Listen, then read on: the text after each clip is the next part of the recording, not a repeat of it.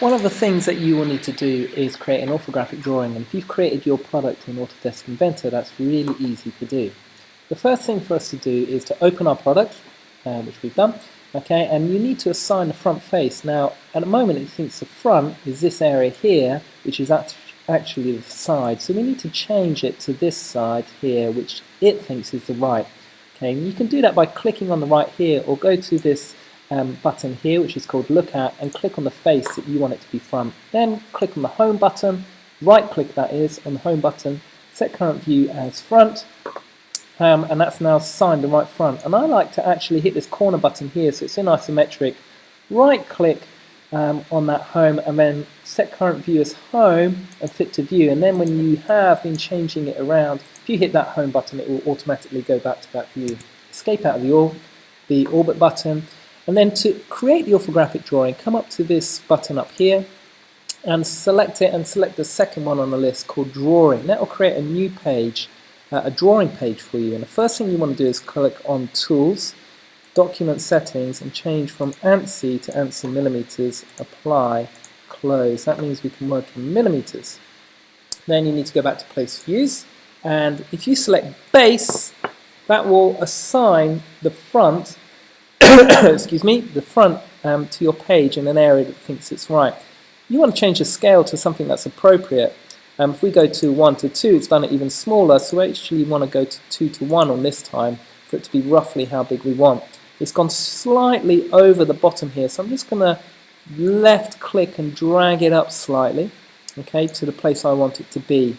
Now, making sure that we've got this button here, okay, selected, we can now go above and left click on this part here, and then come out to the right and left click here, okay, and then we want to go right up here. Even though this is a bit too big for us at the moment, click one more time and then right click OK.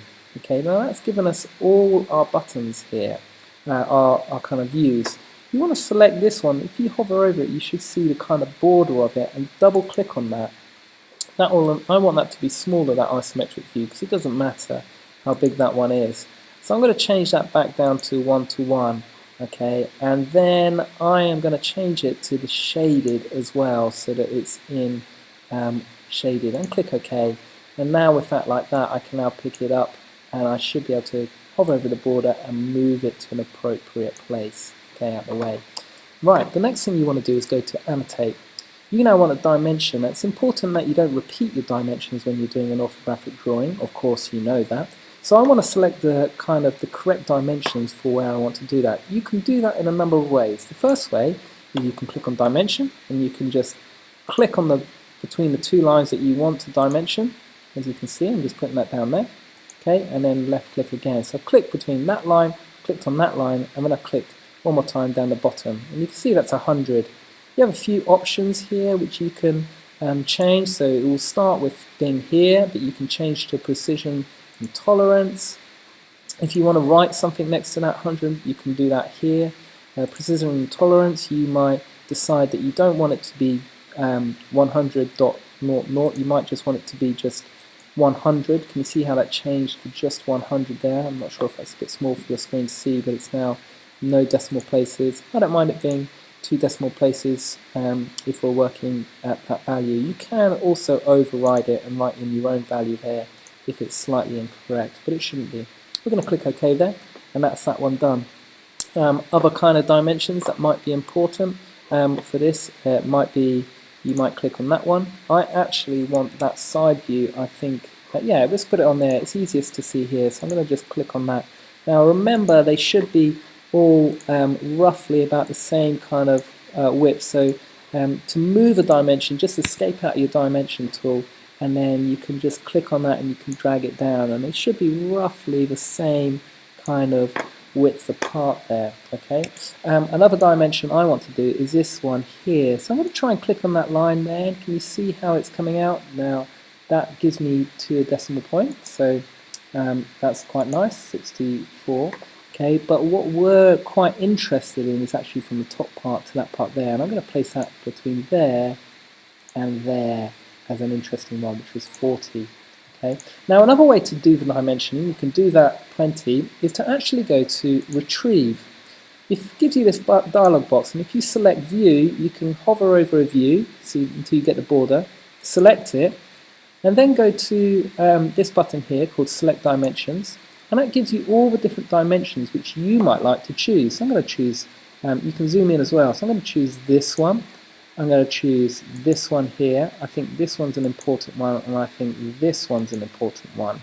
Okay, and I think that's all of the ones that I want to select for that particular. I'm going to click this one as well. So it's all the ones to do with kind of the whole. Once you click apply, it just leaves those dimensions there, and you can get rid of that box, and it's got it all there. I can then move these dimensions outside of my my drawing, which is what you should be doing, and kind of centering them. Okay, so I can now move them outside. I don't really need to do that one again. I've repeated that one. Well, I didn't really need to do that, so I'm going to right click and delete that actual dimension. This one gets in the way of this one here, so I'm just going to drag that over to this side here, and then you can see my kind of dimension tool for the circle here is showing me not the radius, it's gone from me, the word. Okay, so there you can see, okay, but the full diameter, there you go, it's a diameter, and that's the symbol for the diameter there. Alright, okay, so that's how you do an orthographic drawing, by doing your own dimensions or by drawing them here. It's important that you select the right one, the right tool. So for here I want to select that line, but it's to the point there, okay, which was important. I can draw that one out like this, okay, like that. Once you've done that, you can save your work. You can also title it by adding a text, okay, so I'm going to click that text button, put that there, and I'm going to write Orthographic Drawing of House, Candle